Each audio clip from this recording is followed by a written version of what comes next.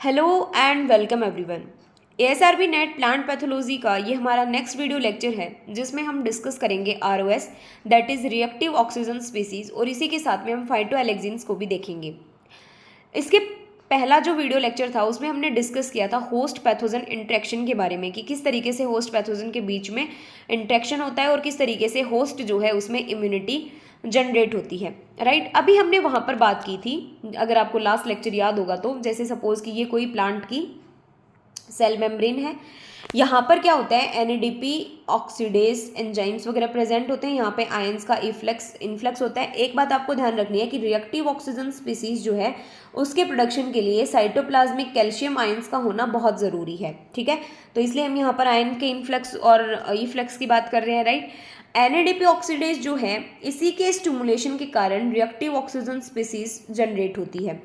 अब reactive oxygen species basically होती क्या है, ये ऑक्सीजन की ही हाईली रिएक्टिव स्पीसीज होती हैं जो कि प्लांट में सक्सेसफुल पैथोजन के इंटरेक्शन के बाद में जनरेट होती है। कुछ अमाउंट में, लिटिल अमाउंट में ये प्लांट में प्रेजेंट होती है, पर जब इनकी कंसंट्रेशन है वो जब पैथोजन का इन्फेक्शन होता है प्लांट में तब जनरेट होता है। यानी कि अगर रिएक्टिव ऑक्सीजन स्पीसीज प्रोड्यूस हो रही हैं प्लांट में, इट मीन्स कि ये सक्सेसफुल रिकॉम्बिनेशन है ऑफ इन्फेक्शन और कि प्लांट डिफेंस जो है वो एक्टिवेट हो गया है।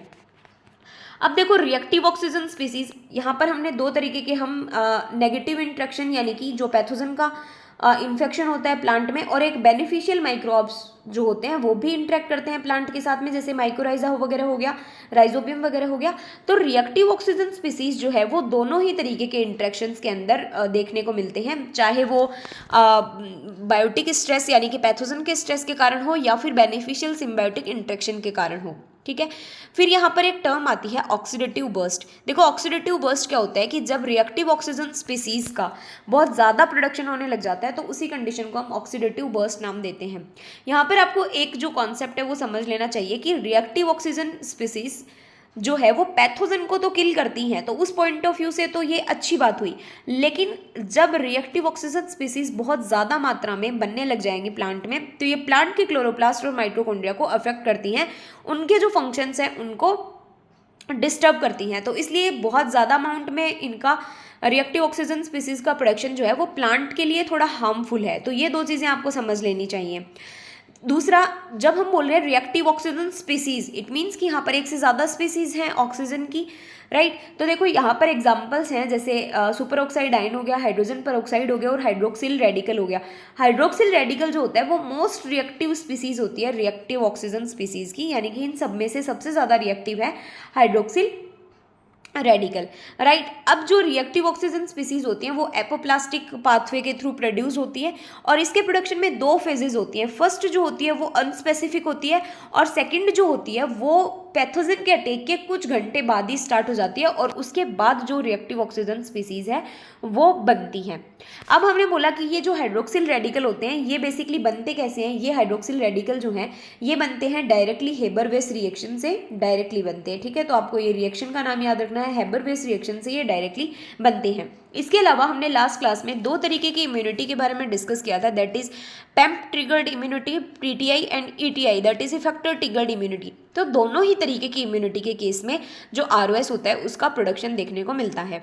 अब इसके कैरेक्टरिस्टिक फीचर क्या है या आरओएस क्या क्या किस किस चीज़ में हेल्प करता है, तो ये देखो पैथोजन को किल करता है। जब ज़्यादा आरओएस का प्रोडक्शन होता है तो पैथोजन को किल करने में हेल्प करता है। दूसरा, ये फाइटोएलेक्सिन्स और सेकेंडरी मेटाबोलाइट्स के जो प्रोडक्शन है उसको भी मेंटेन करता है ताकि पैथोजन की ग्रोथ को अरेस्ट किया जा सके या पैथोजन की ग्रोथ को रिड्यूस किया जा सके। उसके अलावा जो आरओएस होता है बेसिकली वो हाइपर सेंसिटिविटी रेस्पॉन्स से रिलेटेड होता है, यानी कि जैसे सपोज कि ये कोई प्लांट की लीफ है, यहाँ पर पर्टिकुलर जगह पर इन्फेक्शन हो रखा है। राइट, तो यहाँ पर ये रिएक्टिव ऑक्सीजन स्पीसीज का प्रोडक्शन ज़्यादा होगा तब यहाँ पर क्या होगा कि नेक्रोटिक रीजन बन जाएगा, यानी कि इसके आगे जो है इन्फेक्शन फैल नहीं पाएगा, जिसे हम हाइपर सेंसिटिविटी रेस्पॉन्स बोलते हैं।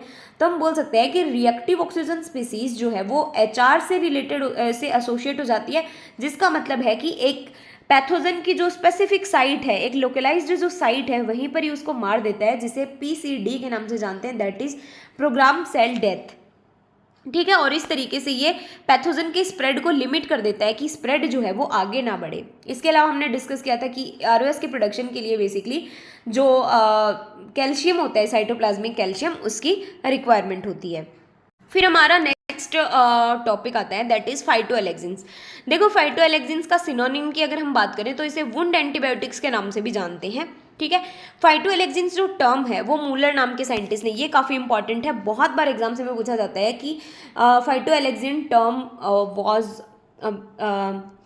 गिवन बाई, तो मूलर के द्वारा 1940 में दी गई थी। ठीक है, जो फाइटोएलेक्सिन्स होते हैं, देखो बेसिकली ये होते क्या हैं, जैसे सपोज नेक्स्ट वापस कोई इन्फेक्टेड लीफ है, यहाँ पर ये वाले जो सेल है यहाँ पर इन्फेक्शन है, तो ये इन्फेक्टेड सेल्स के द्वारा प्रोड्यूस नहीं किए जाते हैं फाइटोएलेक्सिन्स, इन्फेक्टेड सेल के आसपास की जो सराउंडिंग लिविंग सेल्स हैं उनके द्वारा फाइटोएलेक्सिन्स को प्रोड्यूस किया जाता है, क्योंकि यहाँ पर जो इन्फेक्टेड सेल है उसके द्वारा कुछ ऐसे स्टिमुलेशन दिए जाते हैं जिससे कि ये जो हेल्दी सेल है उनके द्वारा फिर फाइटोएलेक्सिन्स का प्रोडक्शन होता है। तो यहाँ पर यही मेंशन किया गया है कि these are produced by healthy cell that are adjacent to localised damage and necrotic cell, के आसपास वाले जो हेल्दी सेल हैं उनके द्वारा ये प्रोड्यूस किया जाता है। ठीक है, उसके अलावा फाइटोएलेक्सिन जो होते हैं वो कंपैटिबल जो रिएक्शंस होती हैं, देखो दो तरीके की होस्ट पैथोजन के बीच में इंटरेक्शन हो सकता है, दैट इज कंपैटिबल और इनकम्पैटिबल।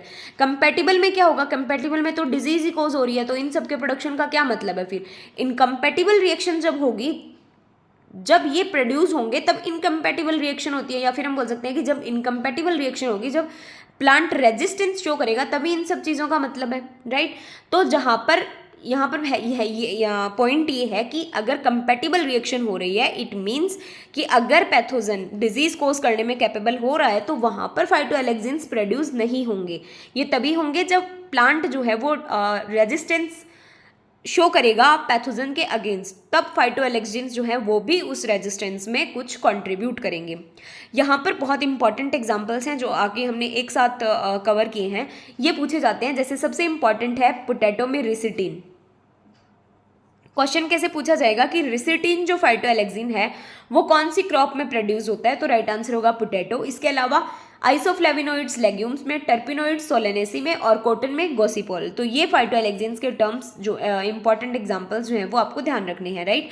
इसके अलावा ये भी बायोटिक और एबायोटिक दोनों तरीके के स्ट्रेसेस के रेस्पॉन्स में सिंथेसाइज होते हैं। अब देखो मोस्टली जो फाइटोएलेक्सिन्स होते हैं वो फंजाई के लिए पैथोजेनिक हो सकते फंजाई के लिए ही पैथोजेनिक होते हैं, लेकिन कुछ कुछ ऐसे फाइटोएलेक्सिन्स हैं जो कि निमेटोड्स और अदर जो ऑर्गेनिज्म हैं जैसे बैक्टीरिया वगैरह, उनके लिए भी ये टॉक्सिक होते हैं। देखो जब हम फाइटोएलेक्सिन की डेफिनेशन मेंशन करते हैं ना, तो हम बोलते हैं कि these are the phenolic compounds. तो बहुत बार क्वेश्चन पूछा जाता है। अब देखो फिनोलिक कंपाउंड्स क्या होते हैं, हमने फर्स्ट वीडियो लेक्चर में डिस्कस किया था कि फिनोलिक किस में आते हैं, सेकेंडरी मेटाबोलाइट्स के अंदर आते हैं, और सेकेंडरी मेटाबोलाइट्स क्या करते हैं, प्लांट डिफेंस में हेल्प करते हैं ना। तो यहाँ पर ये जो फाइटोएलेक्सिन्स हैं ये क्या है, नेचर में फिनोलिक हैं, और ये फंजीटॉक्सिक एंड बैक्टीरियोस्टैटिक नेचर शो करते हैं लो कंसंट्रेशन पे। हेल्दी प्लांट्स में ये एब्सेंट होते हैं। अब देखो कंफ्यूज नहीं होना है, पहले हमने हेल्दी सेल्स की बात की थी। अगर किसी प्लांट में, पूरे प्लांट में अगर किसी पैथोजन का इन्फेक्शन ही नहीं है तो फिर फाइटोएलेक्सिन्स का क्या काम वहाँ पर, तो हेल्दी प्लांट्स में ये एब्सेंट रहेंगे। लेकिन अगर कहीं पर्टिकुलर जगह पर इन्फेक्शन हो गया तो उस इन्फेक्शन के जस्ट आसपास वाली जो हेल्दी सेल्स होती है उनके द्वारा फाइटोएलेक्सिन्स को प्रोड्यूस किया जाता है। ये होस्ट स्पेसिफिक होती है रेदर देन पैथोजन स्पेसिफिक। अब अभी हमने बात की कि पोटैटो के अंदर रिसिटीन जो फाइटोएलेक्सिन है, तो हमने किसकी बात की, होस्ट की बात की ना यहाँ पर, कि हम पोटैटो के अंदर बता रहे हैं ना कि पैथोजन की बात कर रहे हैं कि कौन से पैथोजन के अगेंस्ट रिसिटीन प्रोड्यूस होगा ना, तो ये होस्ट स्पेसिफिक होते हैं। यहाँ पर कुछ बहुत ही इंपॉर्टेंट एग्जांपल्स हैं फाइटोएलेक्सिन्स के, जैसे कि आप देख सकते हैं कि फेजियोलिन जो है फाइटोएलेक्सिन वो बीन क्रॉप में प्रोड्यूस होता है, पिसाटीन जो है वो पी में, रिसिटीन जो है वो पोटैटो में, इसी के साथ गॉसिपोल कॉटन में, ग्लाइसियोलिन सोयाबीन में। तो ये जो चीज़ें हैं जिनमें आपको मैं सबसे इंपॉर्टेंट जो है वो पॉइंट आउट करवा देती हूँ आपको, फेजियोलिन, पिसाटीन, रिसिटीन और गॉसिपोल।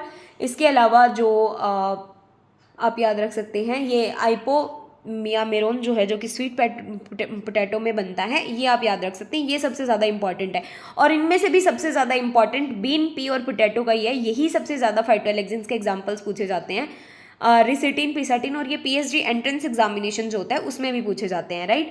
तो ये था हमारा फेटरोलेक्सिन्स और रिएक्टिव ऑक्सीजन स्पीसीज के बारे में कंप्लीट डिटेल। होपफुली आपको पूरा जो कॉन्सेप्ट है वो समझ में आया होगा। इसी के साथ जो नेक्स्ट वीडियो लेक्चर होगा उसमें हम पीआर प्रोटीन्स और डिफरेंट जो भी सिस्टेमिक एक्वायर्ड रेजिस्टेंस और जो भी रेजिस्टेंस हैं उनके बारे में हम डिस्कस करेंगे।